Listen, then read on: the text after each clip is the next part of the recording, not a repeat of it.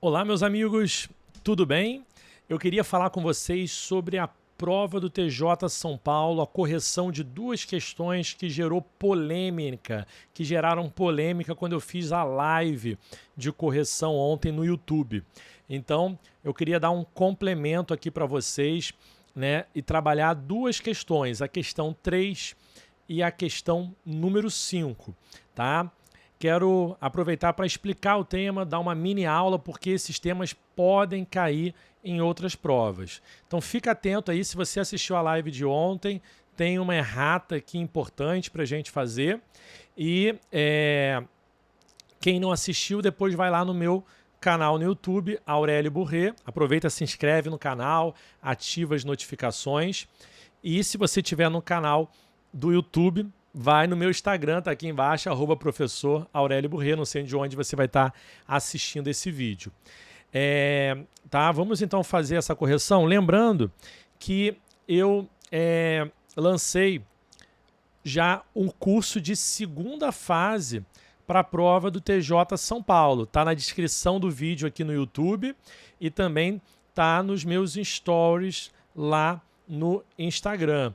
Então, um curso de resolução de questões discursivas para quem já vai passar nessa prova do TJ São Paulo. E para quem não obteve o corte, né, tem um curso intensivo com 30 horas. Tem bastante tempo para você estudar Direito Civil para o MP de São Paulo. A prova vai ser só ano que vem. A mesma coisa a prova para a Magistratura do Rio.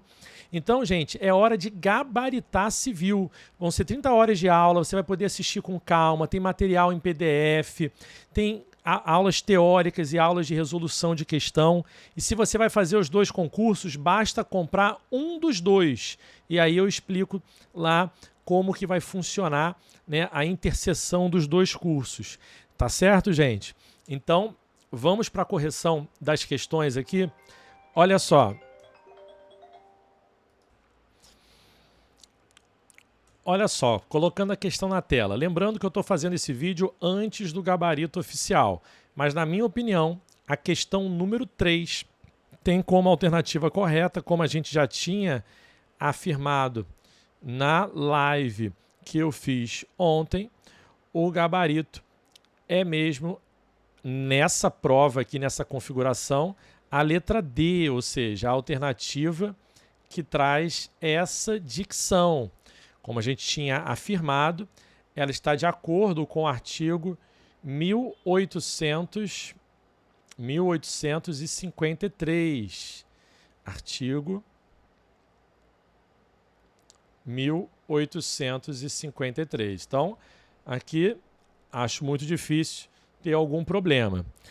Na questão de número 5, que a gente viu na aula passada, a alternativa correta é essa alternativa aqui.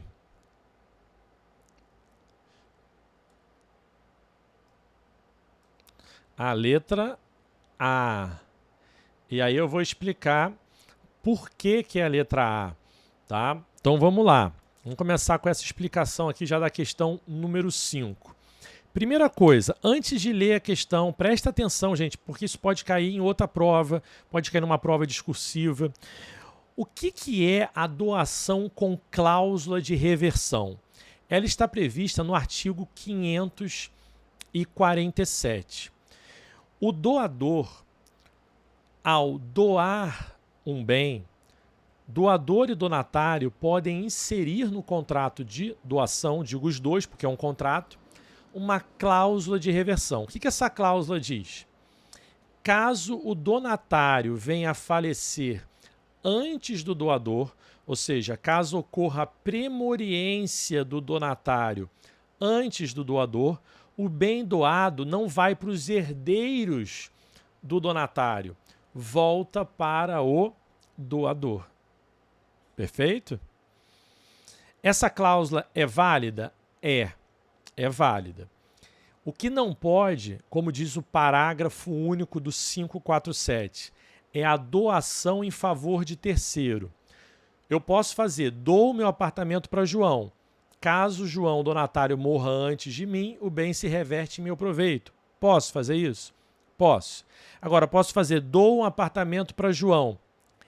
Caso João venha a falecer, o bem se reverte em favor de Maria? Não. O 547, parágrafo único, diz: não prevalece a doação com cláusula de reversão em favor de terceiro.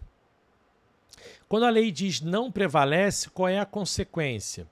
Toda vez que a lei proíbe um comportamento sem combinar a sanção, sem dizer se é nulo, se é anulável, poderia cair numa prova, né? Quando a lei diz não prevalece, a cláusula de reversão em favor de terceiro é nula, é anulável, é inexistente ou ineficaz? É nula, nulidade absoluta. Por quê? Toda vez que a lei proíbe um comportamento sem combinar a sanção, o negócio é nulo. Artigo 166, inciso 7. É a chamada nulidade virtual. Artigo 166, inciso 7. Pois bem, mas o que a gente tem que entender? Se eu fiz uma doação com cláusula de reversão para o João pode vender essa casa, pode doar, pode passar para terceiro? Pode, ele é o proprietário do bem. Só que ele tem uma propriedade resolúvel. Quem adquirir essa cláusula de reversão representa um gravame, um ônus real que acompanha o bem. Quem comprar está comprando uma propriedade resolúvel.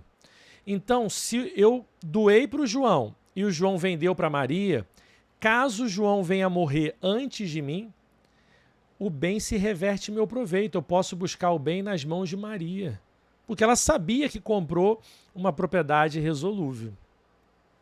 Perfeito? Aplica aí o artigo 1359 do Código Civil. Pode combinar o 547 com o 1359, que trabalha a propriedade resolúvel. Está subordinado a uma condição, um evento futuro incerto, uma condição resolutiva, um evento futuro incerto. Qual é o evento futuro incerto? A morte do donatário antes do doador. Se ocorrer, vai resolver o direito de propriedade nas mãos de quem quer que esteja e volta para o doador. Ah, professor, e se o doador morre antes do donatário? A cláusula caduca, ela perde a eficácia e o bem fica com o donatário. Perfeito? Aí a propriedade se torna plena, consolidada. Ah, e se houver comoriência? Se doador e donatário morrerem na mesma circunstância fática, sem ser possível apurar quem morreu primeiro, lá no artigo 8º do Código Civil. Bom, também não terá eficácia a cláusula. A cláusula só tem eficácia se o donatário morre antes. Se morreu ao mesmo tempo, o bem já estava com o donatário, vai passar para os herdeiros do donatário. Professor, eu posso fazer um contrato de doação com cláusula de reversão, só que a causa de reversão não seja a morte do donatário? Pode. A lei não veda. A cláusula de reversão prevista na lei, né, é para o caso de morte do donatário antes do doador. Então, até na correção que eu fiz ontem, eu falei, olha, a questão aqui está errada porque diz que pode ser para outra situação que nem a morte, mas estava escrita exclusivamente a morte. A cláusula de reversão da lei é para a morte, mas você pode ter outras cláusulas de reversão. Por exemplo, eu posso doar um apartamento e estipular um termo, uma data para ele voltar para mim. Posso? Posso. Ou uma outra condição, outro evento futuro incerto que, se ocorrer, volta para mim. A lei não veda. Tá? Então, com isso, a gente pode responder a questão. Veja. Letra A. A cláusula de reversão impõe limitação exclusivamente ao donatário. Sim, é o donatário que fica limitado com uma propriedade resolúvel, em virtude da premoriência ao doador. Ou seja, se o donatário morre antes do doador, o bem se reverte por doador, condicionando o contrato de doação a uma condição resolutiva, sim, que a condição resolutiva é um evento futuro incerto. Se a morte do donatário vai ocorrer antes do doador, isso é algo futuro e incerto, não sabemos. Se ocorrer, resolve a propriedade. Então, a letra A está correta, artigo 547, combinado com o artigo 1359 do Código Civil. A letra B está errada porque admite-se reversão em favor do doador, correto, em favor de terceiro, errado. Artigo 547, parágrafo único do Código Civil. Havendo comoriência entre doador e donatário, a cláusula de reversão não surtirá efeitos, correto. Transferindo-se o bem doado aos sucessores do doador, errado. É sucessores do donatário e não do doador. Porque já estava a propriedade com o donatário, ele morreu, passa para os seus herdeiros. Não se aplica a cláusula aqui. Letra D. A reversão do bem ao patrimônio do doador subordina-se ao evento morte. Então lá na live eu até falei, sim, na letra da lei é só o evento morte, mas está errada a questão porque diz exclusivamente ao evento morte. Apesar de não estar na lei, não é vedado a estipulação de cláusula para hipóteses de descumprimento de condição ou encargo ou ainda perfazimento do termo, né? É possível, mas está errado aqui porque diz que é vedado. Então o gabarito é mesmo a letra A. Questão boa que exigia do candidato um bom conhecimento sobre cláusula de reversão. Perfeito? A questão 3, ela é mais simples, né? Na sucessão por estirpe, na linha transversal, ou seja, o indivíduo morreu sem deixar descendentes, ascendentes, cônjuge ou companheiro. São chamados a suceder os colaterais. O grau mais próximo afasta o mais remoto. São chamados a suceder os colaterais de segundo grau, né? Os irmãos.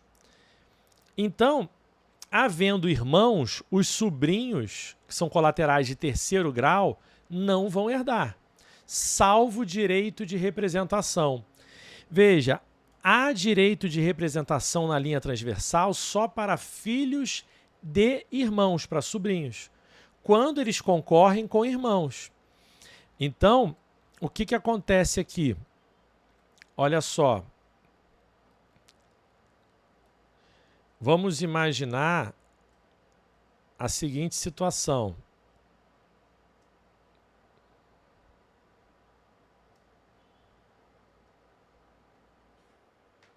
Vamos imaginar aqui a seguinte situação. Colocando na tela aí para vocês. O João morreu, não deixou ascendente, nem descendente, nem cônjuge, nem companheiro. Mas deixou 3 irmãos. Irmão 1, irmão 2 e irmão 3 e irmão 4. Vou botar 4 aqui, tá? Deixa eu diminuir, deixa eu baixar a minha imagem aqui. Botando na tela aí para vocês. Não estava aparecendo aí, mas agora tá. Tá bom? O que acontece? Irmão 1 tem, vou botar aqui S1, que é sobrinho de João. S2, 2 filhos. Irmão 2 tem um sobrinho, S3. Irmão 4 tem um sobrinho, S4. Irmão 4 tem 2, S5 e S6. Bom, vamos imaginar que João morreu deixando todos esses colaterais. Quem é chamado a suceder? Os irmãos. Eles vão herdar por direito próprio e partilhar por cabeça 1/4 da herança para cada um. Concorda? Perfeito. Se o irmão 4 renunciou à herança, há direito de representação para os sobrinhos? Não. Artigo 1811. Não há direito de representação de herdeiro renunciante. Então, esse irmão é como se não existisse.